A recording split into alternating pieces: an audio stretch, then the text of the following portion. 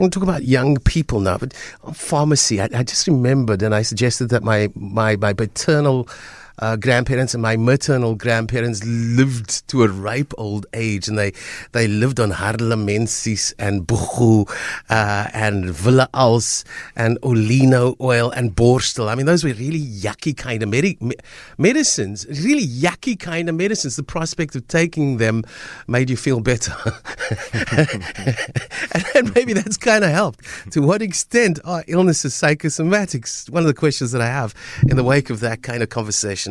I'm not asking you to help on that particular front. We're going to talk about youth. But if you want to weigh in, is illness sometimes just in the mind?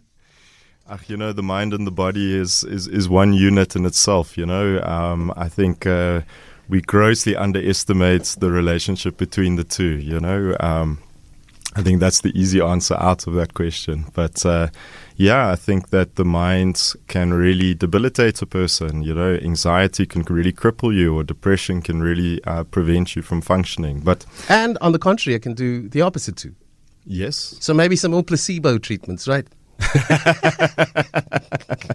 Yeah, Darren Brown has some interesting things to say about placebo response. Yeah, we shouldn't be taking him into a doctor's consulting room, though. But let's talk. Daniel Den Hollander is a clinical psychologist in Athlone. What drew you to Athlone, or did Athlone kind of just... What came first? Why Athlone? You're asking a very deep question there, but I think the simple answer is curiosity. But it's actually not curiosity. It's just a deep need for connection.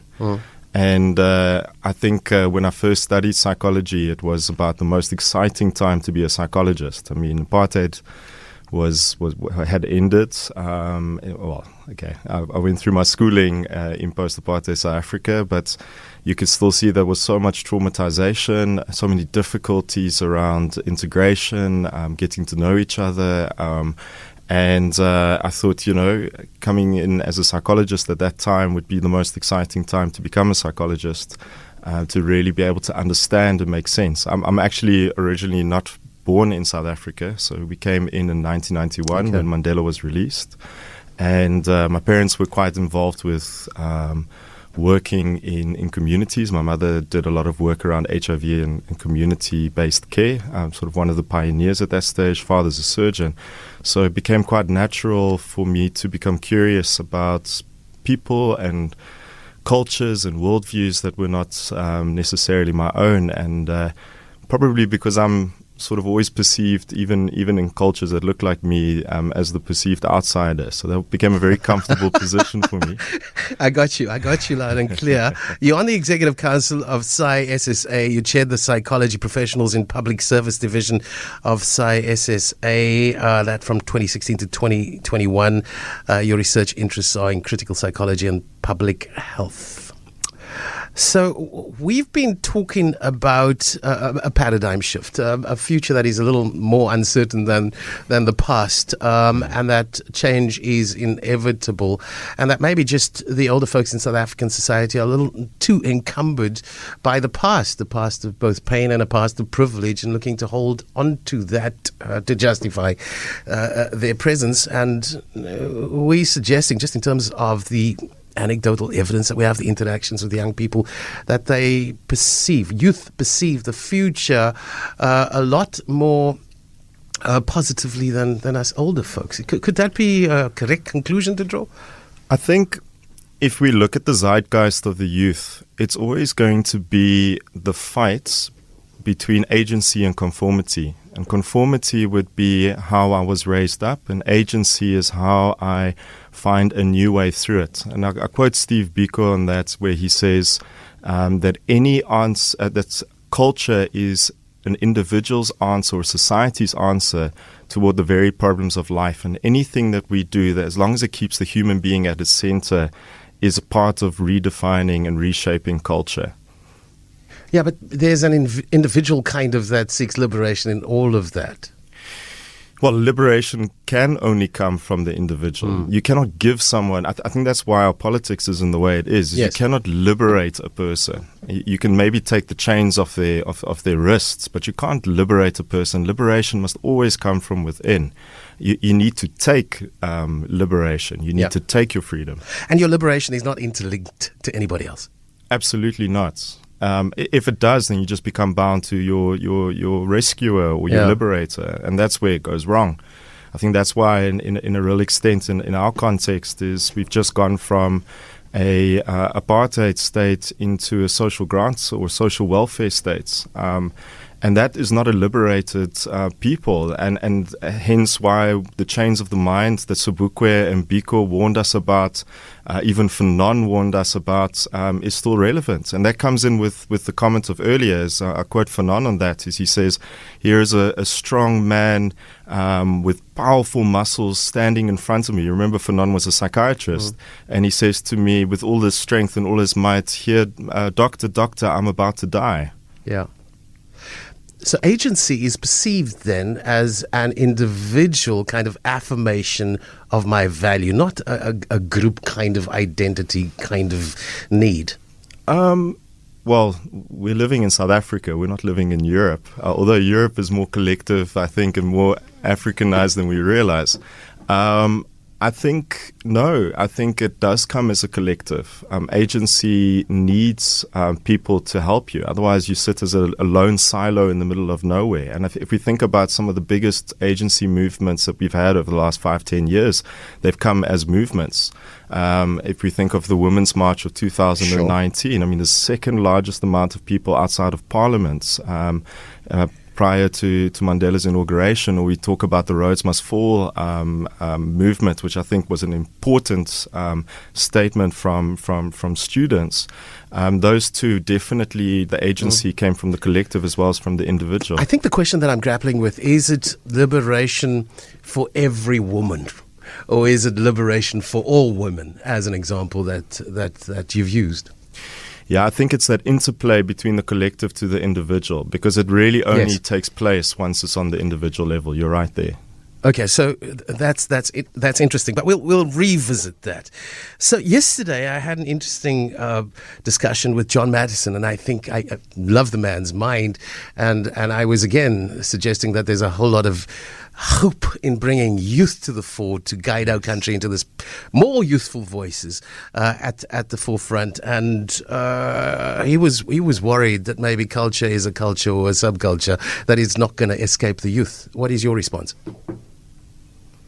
Just trying to understand the question. That culture is... Yeah, go for it. Well, I think he's saying essentially that corruption is a culture, and who says youth would not continue with that kind of trajectory? You know, I remember having a discussion with a young person about corruption, and it was a person living in a location in a township with very little opportunity, and he sort of said to me quite gleefully about the idea of, well, if those in power can be corrupt, then I can be corrupt too.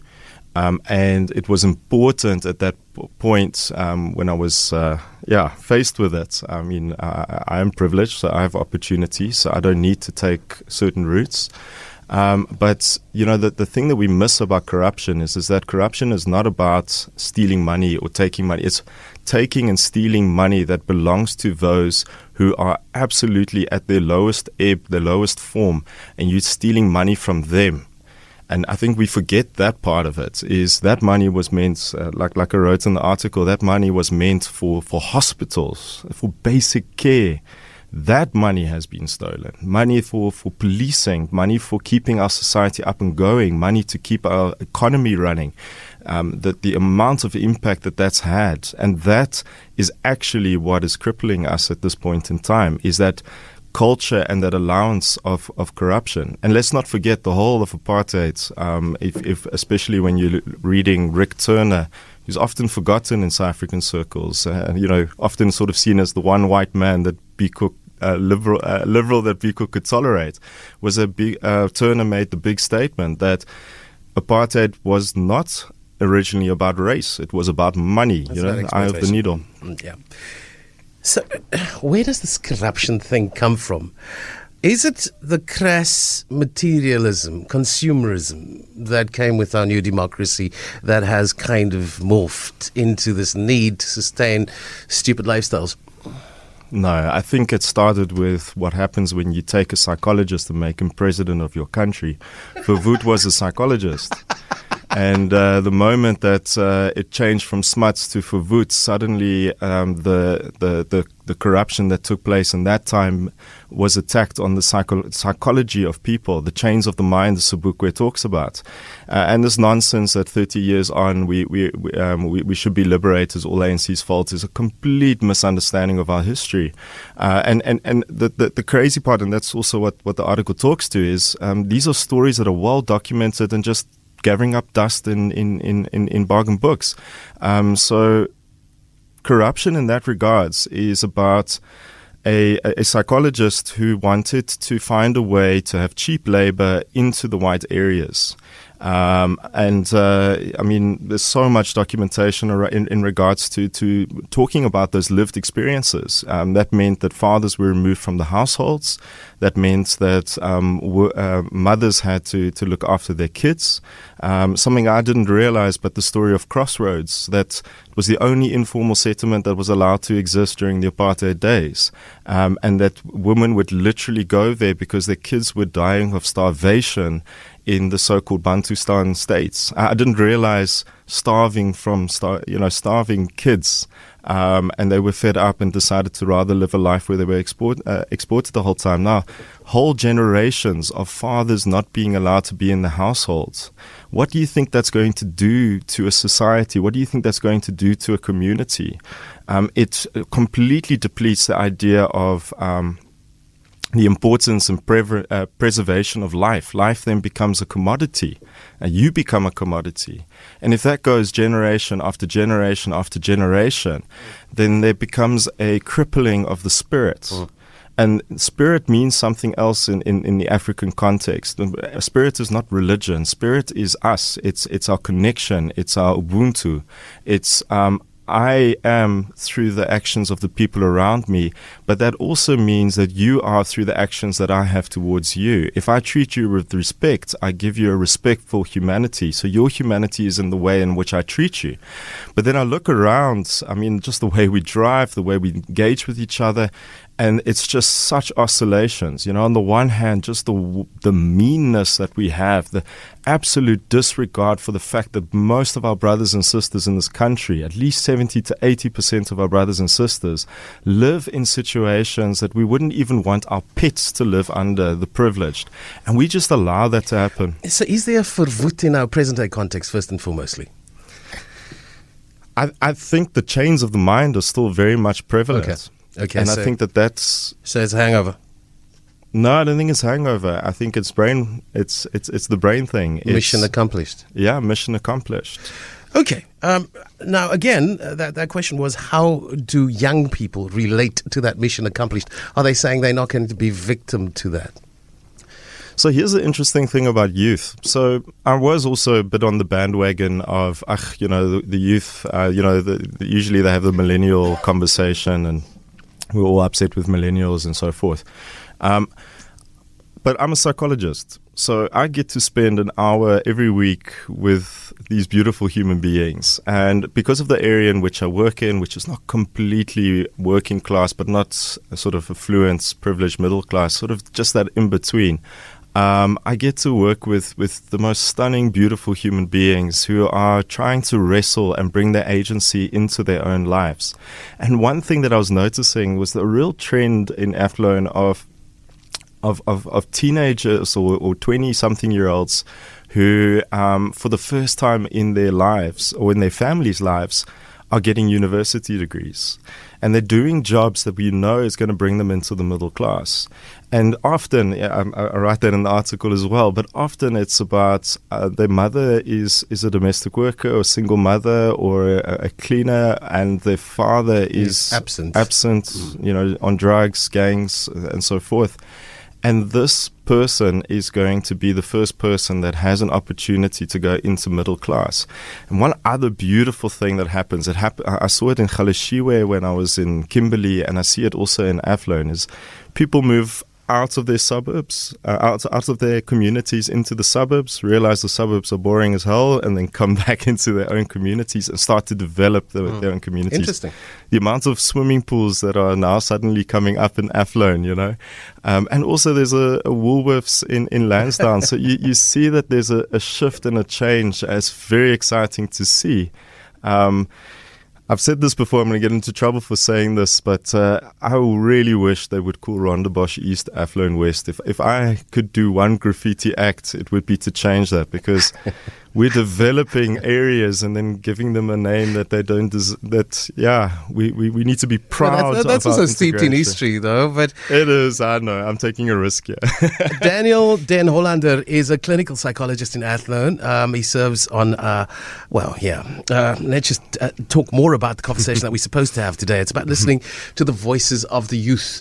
So we not necessarily able, older folk in society, to understand where the present is at and where it is leading into the future. Youth are a little more adept at being able to understand how things are going to unfold. They are, and they have so many more mechanisms at play. I think things like social media, technology, even just sort of AI, and I think that's going to become its own revolution. There's so much ability to take on opportunities and have opportunities that took 2 or 3 generations for our society to have. So I think also one of the difficulties is that when you look at the youth, it's like it always is, right? It's a tree with yet very underdeveloped roots, and we require the people who've lived life through to create those roots for us. My biggest concern with South Africa is, see, maybe this is one of the ways of answering the Favut question, is when you are traumatized, when you're heavily traumatized, and I think we underestimate how bad that trauma was that we suffered as a nation. Material want is bad enough, but with spiritual poverty it kills. Is that you saw that, a good comparison for it is what happened post the Holocaust. Was that the people that didn't talk about the Holocaust was the people who suffered through it. Their kids didn't know what happened. They learned it from outside because trauma silences.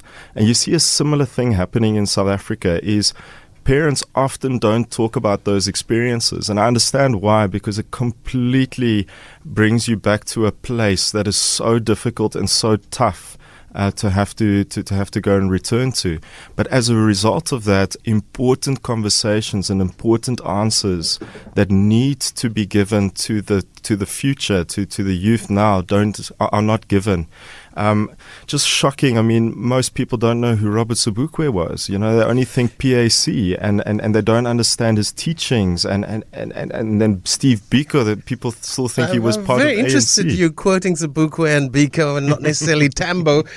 But I want to go there. We don't have a lot of time, unfortunately. I want to touch on a heavy issue that comes to bear in this particular city specifically, and it's around social engineering, probably the most social engineering that any city in the whole wide world has ever experienced. Absolutely. It is around genocide. Yeah. It is around a whole host of things, exploitation. It is around rape. It is around a lot of heavy things. Is it necessary for maybe people, so-called colored people, to have a kind of colored consciousness on the basis that Biko motivated for black consciousness? An anti-racist colored consciousness makes sense of this so-called mixed race identity. So Biko made it very clear in his trial that black is not the color of your skin. It's a political mindset, state. Yeah. So too white. Yeah. And I think there's a stunning chapter in Robert Sobukwe, New Reflections by Claudel van Eck, where she talks about the superiority-inferiority complex. Yes. And she says that both inferiority and superiority are conflicts of the mind there. And I know that because different sides of the same coin. Yeah.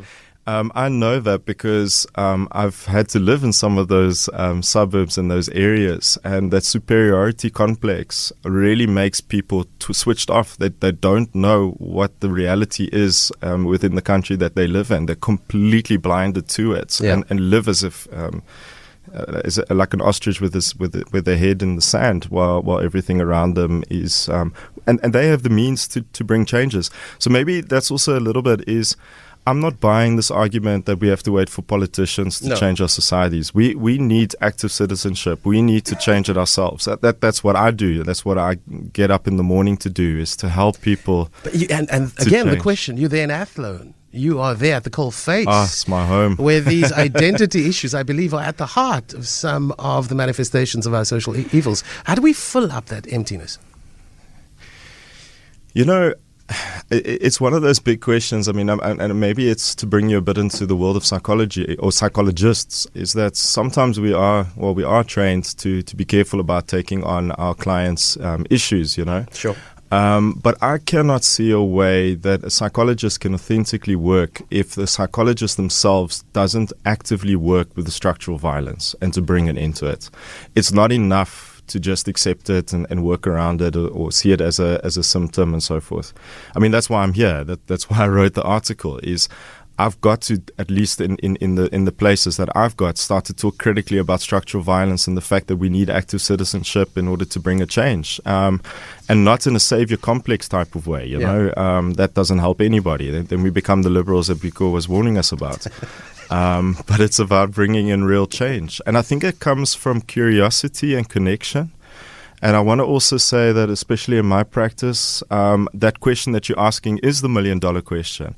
How do you bring energy back in? The best I can give you as a quick answer, I mean, we could spend a whole session just talking about that, but the quick answer, and again, I have to quote Biko, and I hope the amount of times I've quoted him will make people interested to read. I write what I like. I'm converted, huh? But the quote that he says, and I think this is an important one, is he says, it becomes more necessary to see the truth as it is when you realize that the only vehicle for change is you who has lost your personality. You are the truth. First step is to pump back energy into your empty shell, come to yourself, then infuse yourself with pride and dignity, not weave, but infuse, so it becomes a part of you. And then only in that level, then you need to see your own complicity in allowing yourself to be able to be held captive. He says, in regards to the evil of this land, I would want to change as a psychologist to the evil in your minds. And that's about breaking those chains. Absolutely. It's been such an inspiration chatting with you, and I hope we have plenty of occasions in the future. Daniel Den Hollander, our guest, a clinical psychologist, and I think sufficient reason for you and I to be a little more invest in more voices, more youthful voices coming to the fore in all spheres of South African society. It's good for us. We need it.